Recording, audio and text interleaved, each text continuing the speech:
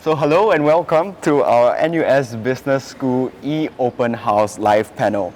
We are live streaming here from our very own NUS Business School. That's the Mokhtar Riyadi building. And again, we are very happy to be bringing to you our very first e-Open House live panel. On behalf of NUS Business School, I would like to thank you for joining us here today. I'd like to extend a very warm welcome to all of you joining us here on Instagram Live, Facebook Live, as well as on our website. Now we have a series of programs lined up for you coming right up, and if you would like to find more information about the live panels further on today, you can actually go onto our website. That's bba.nus.edu.sg to find out more about the upcoming panels as well as some FAQ that you might have on our curriculum. Okay, so without further ado, let's start with our panel today, which is Hear from Our Students. I'm Esmond, I'm a Year 3 NUS BBA student specializing in finance, and with me I have Tianyu as well as Songshan, who will be giving you a little bit of a flavor about what it's like being a student here in NUS Business School. Okay, so I'm sure many of you have questions, so do continue to drop your questions on the Facebook Live. As we go along, we'll be trying to answer all of the questions out there. And so without further ado, Tianyu, would you like to introduce yourself? Sure, Esmond, thank you. Hi, my name is Tianyu and I'm a Year 4 BBA marketing student. And currently I am waiting to graduate because it's my final semester.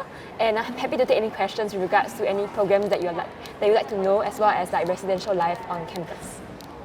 Hi everyone, my name is Songshan, and same with Tianyu, I'm also in my last semester and I'm actually studying accountancy in NUS Business School.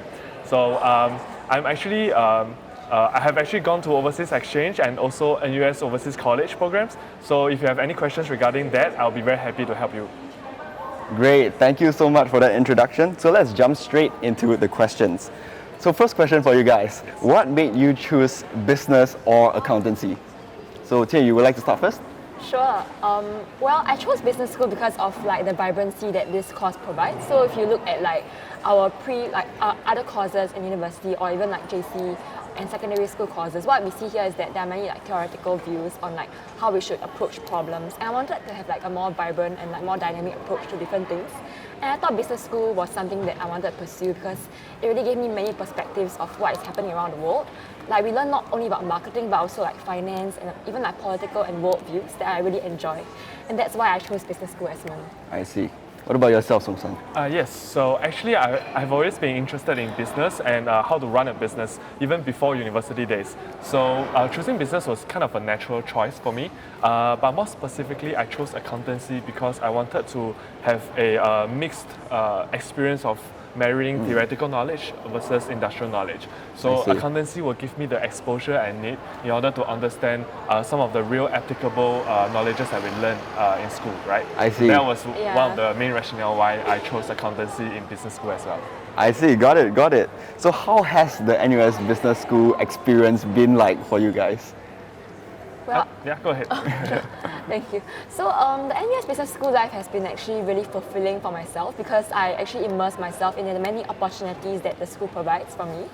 Not only about like the classroom learning where it's very engaging and professors really ask you questions on like different aspects and there's no really a right answer to it, and that's what I really enjoy about class engagements. And besides that, I also took part in many like programs that the school offers, such as like the Business Leadership Development Program where Songshan was with me as well.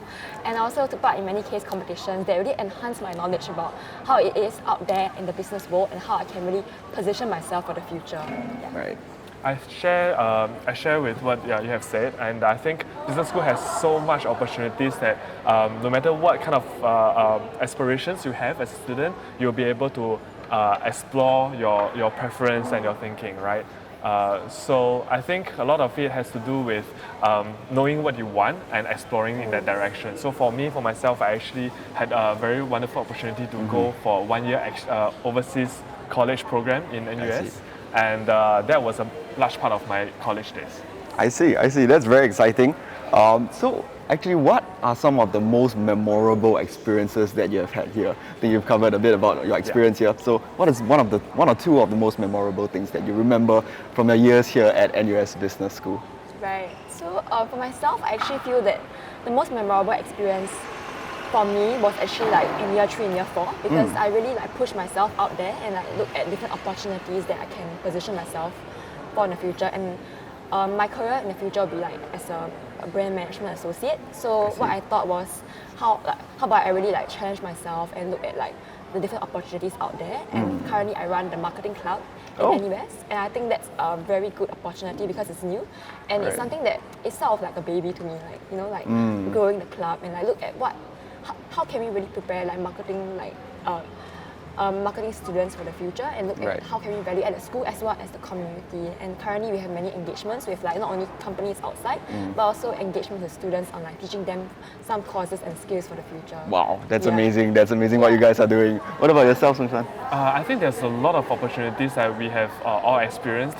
Even from, as a freshman, we have so many opportunities. So one thing that I remembered a lot was actually at the end of year 1, I was actually a participant of this program called BLDP. It stands for BZ Leadership Development Program. Right. Yeah, and that's actually how I got to know Chen Yu as well. I see. Yeah, so both of us were actually participants in this program, right? Yeah, we sat on the same plane together. Yeah. And like we were always That's so like cool. partners because our names are quite similar. So we are always grouped together, and that was a very good experience because we got to know more about each other and how diverse the student community is really amazing because like Songshan is like very into entrepreneurship. Right. And I'm very into like corporations and how they grow. Exactly. So I thought that was a great like exchange between the two of us. And that's how we became good friends. And also because of this program, we got the chance to visit Tsinghua University in Beijing and also ISB in India. So each for one week. Right. So that global exposure has really allowed us to develop our critical thinkings and explore different perspectives. Right. I see. And how has that overseas experience helped you in a sense? I think in a sense, because the modules and the classes that we took during that period was a lot more about entrepreneurship. So we get to have a feeling of different approaches to entrepreneurship and one that I think stick with me for a very long time. I see. For myself, it's really about the cultural exchange because like in Singapore, what we deal with is like Singaporean students and like I think it's very common that our mindsets are rather similar as well. But we actually got to like interact with Chinese students and Indian students who have many different perspectives on different things that's quite interesting. So like even like how they approach like new markets and like the needs of the people in the Indian communities is very different and something that I really appreciate because it opened up my mind to a lot of the different thinkings. I see. That's cool. That's cool that you guys have a global experience out there from NUS, being at NUS Business School. So let's take a couple of questions from the live stream right now. Let me look through some of them. So is it common to take marketing as a first major and finance as a second major? So I'm thinking your question is actually related to taking 2 specializations. Maybe you want to talk a bit about your specializations as well? Sure. So my specialization is in accountancy, and it's a little bit different from the other specializations in the sense that accounting has its own department and own school within the bigger NUS Business School. In a sense, we are very focused on accounting treatments and learning about accounting practices of different companies in Singapore and overseas.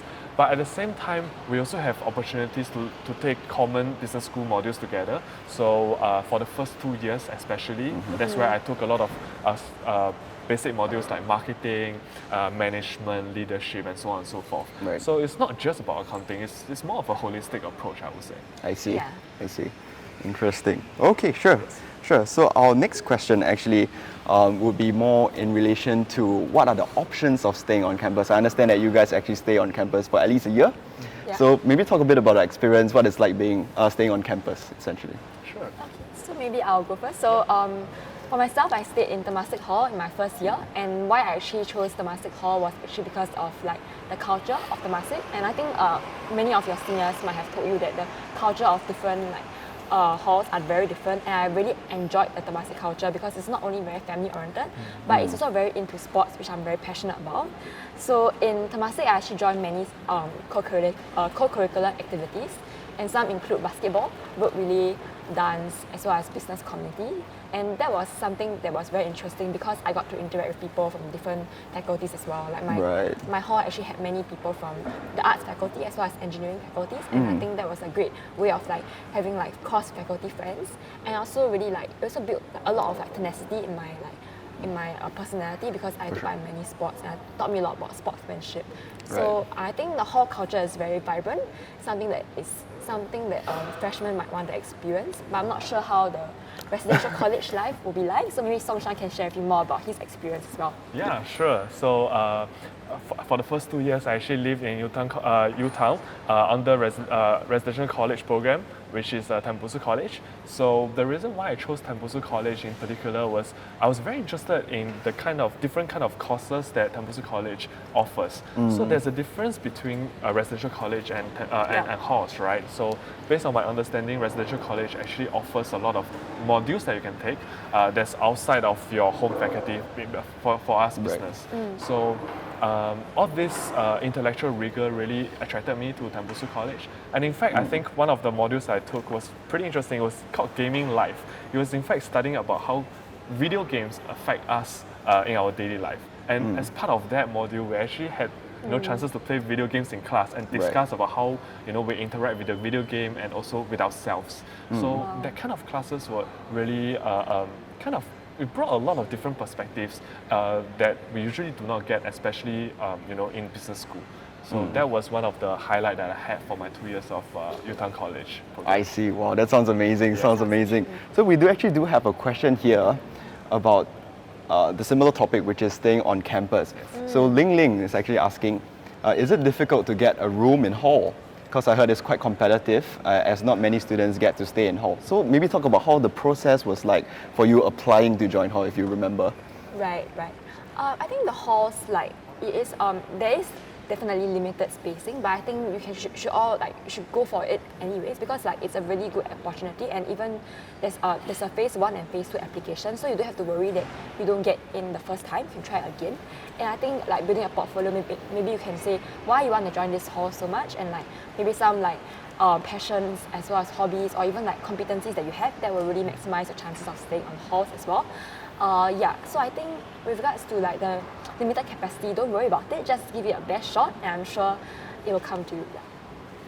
So for the application of residential college in Utown, I think colleges are finding more of a fit between the applicants and the colleges. So there are several different colleges in Utown, right? Each college actually has their own culture and own focus. So what I suggest is if you have the chance, go and speak to people who are already in residential colleges, find out what each college is about, and then you can apply to the one that you really like and suits you the most as well. So in terms of the process, I think it involves a bit of interviewing as well. For me, what I've gone through was a group interview and also a personal interview. So it requires a little bit of on-the-spot thinking because the interview requires a bit of case analysis and understanding context on the spot. So that was my experience, but I think it's quite different compared to the hall ones. Yeah. Understand. Okay, so let's bring it back for our prospective students here. So was it difficult for you in terms of your transition, either from junior college or from army, I'm assuming? Yes. How is the transition like for you coming in to actually NUS Business School? Yeah, go ahead.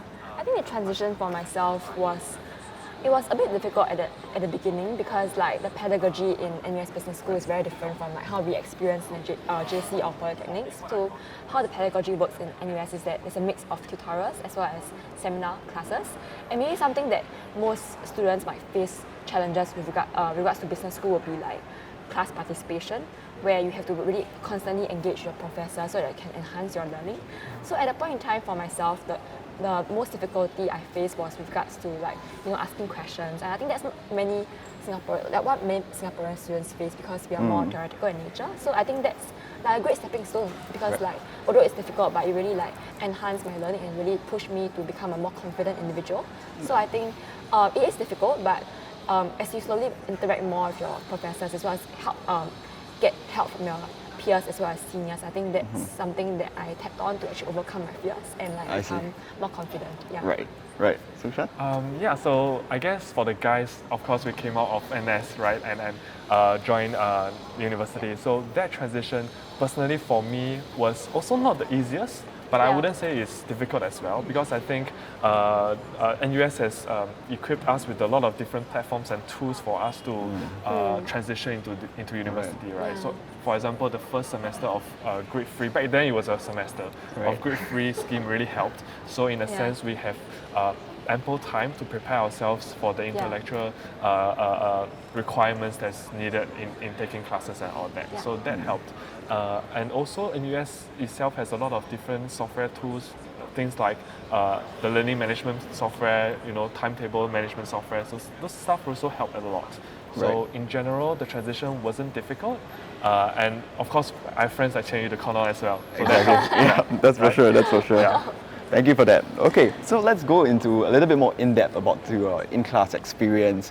What actually do you think is the culture of NUS Business School, and what's your sensing about the being in class with all your NUS Business School fellow students?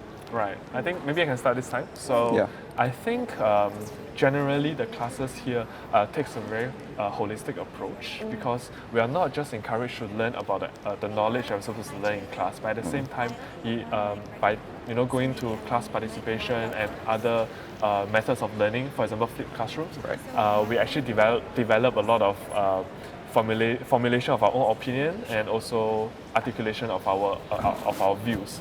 So the kind of soft skill set, I think, is very applicable and prepare us a lot for our future employment, which we will soon be doing, right? That, I think, is a very good benefit of attending classes in NUS Business School. Yeah.